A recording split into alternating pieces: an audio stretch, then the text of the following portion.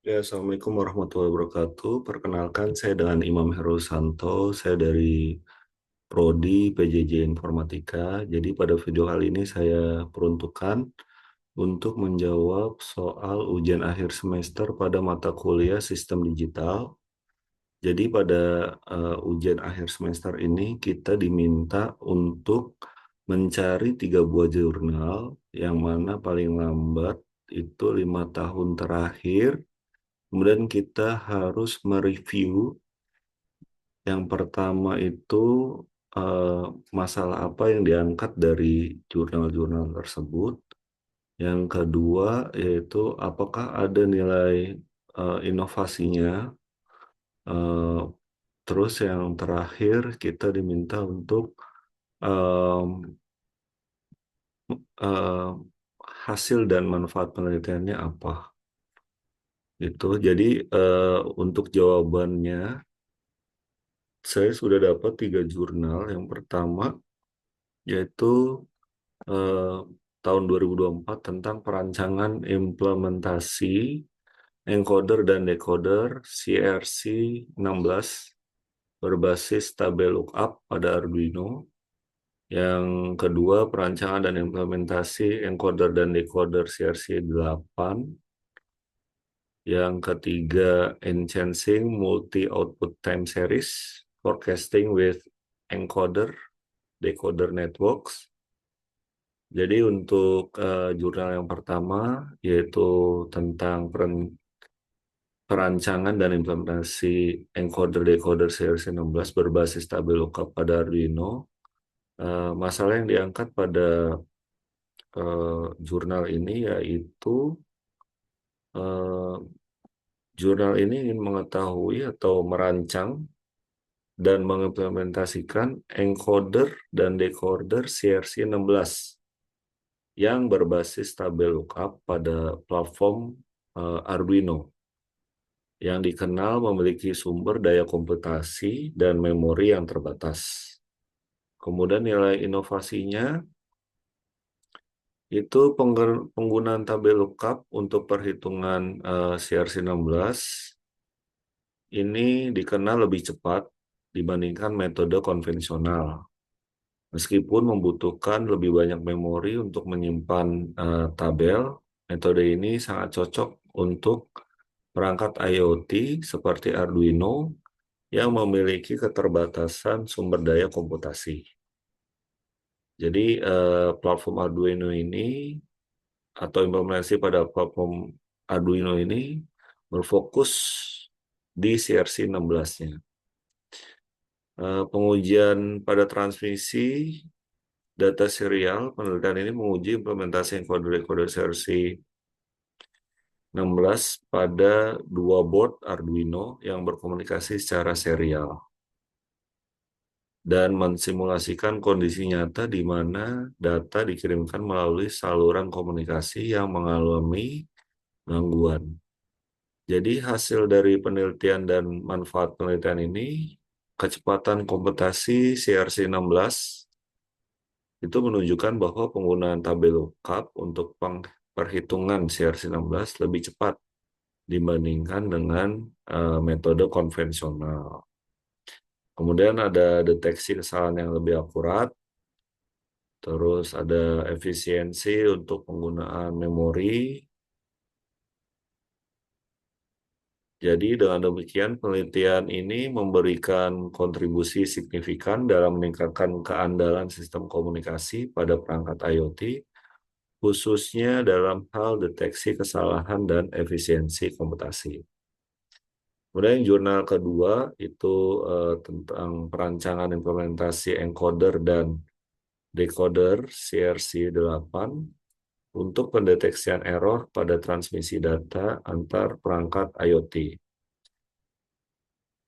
Jadi kurang lebih sama, yang membedakan adalah CRC-nya. Kalau yang tadi 16, yang sekarang adalah CRC 8. Jadi untuk CRC untuk jurnal ini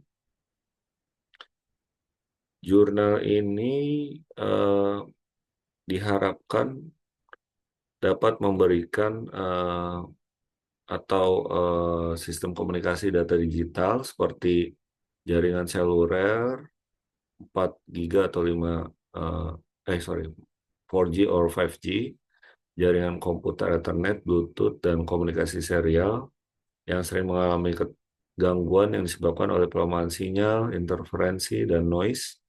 Gangguan ini dapat menyebabkan kesalahan pada data yang diterima oleh penerima receiver, sehingga data yang diterima berbeda dari data asli yang dikirim pada pengirim. Jadi untuk memastikan bahwa kesalahan pada data yang ditransmisikan dapat dideteksi dan dikoreksi. Eh, Dengan berkembangnya IoT, di mana banyak perangkat saling berkomunikasi secara nirkabel, penerapan kode pendeteksi kesalahan seperti CRC menjadi sangat penting untuk memastikan komunikasi yang handal.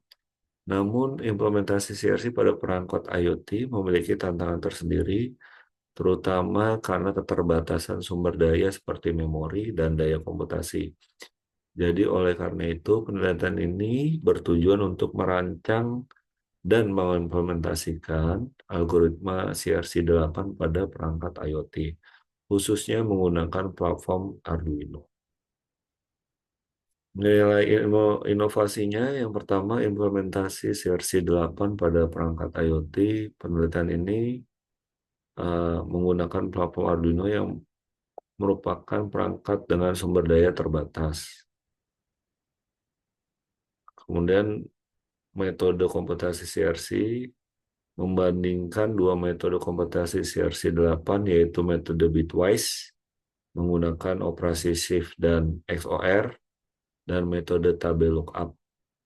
Metode tabel lookup diketahui lebih cepat dalam menghitung nilai CRC, meskipun membutuhkan lebih banyak memori. Yang ketiga, pengujian pada transmisi data. Penelitian ini tidak hanya mengimplementasikan CRC8 pada sistem pengirim.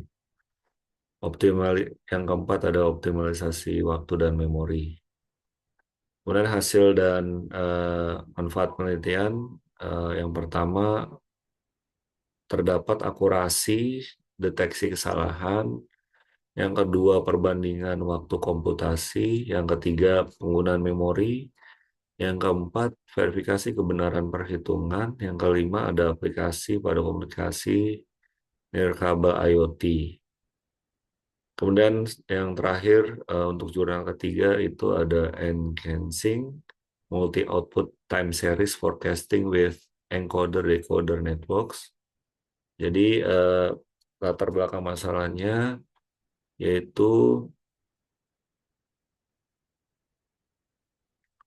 eh,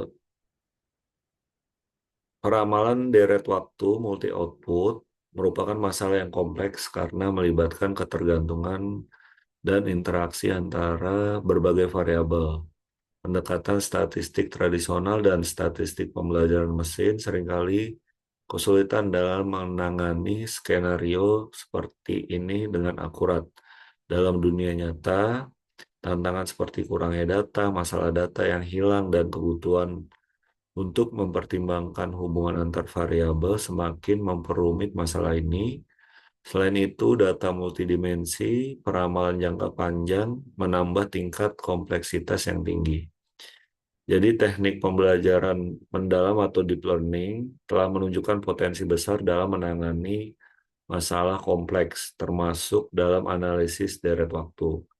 Namun, masih ada kebutuhan untuk mengembangkan model yang lebih efektif dan efisien, terutama dalam konteks peramalan multi-output. Model yang ada seringkali kurang fleksibel dalam menangani jumlah deret dan langkah waktu yang bervariasi, serta kesulitan dalam menangkap ketergantungan temporal nonlinear. Oleh karena itu diperlukan pendekatan yang lebih canggih seperti arsitektur encoder, decoder yang dapat menangani peramalan multi-output yang lebih baik. Nilai inovasi yang didapat dari jurnal ini yaitu penggunaan arsitektur encoder-decoder dengan CNN dan B, LSTM, atau long short term memory, ini untuk mengekstrak fitur temporal dari deret waktu, sedangkan di LSTM menangkap ketergantungan jangka panjang dengan mempertimbangkan informasi dari masa lalu dan masa depan.